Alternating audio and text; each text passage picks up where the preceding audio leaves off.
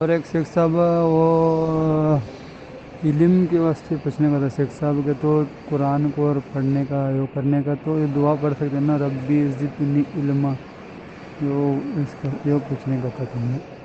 ٹھیک ہے، السلام علیکم۔ وعلیکم السلام ورحمۃ اللہ وبرکاتہ۔ جی، رب زدنی علما یعنی اے میرے پروردگار میرے علم کو بڑھا دے، یہ دعا قرآن کریم میں موجود ہے، اسے پڑھنا چاہیے۔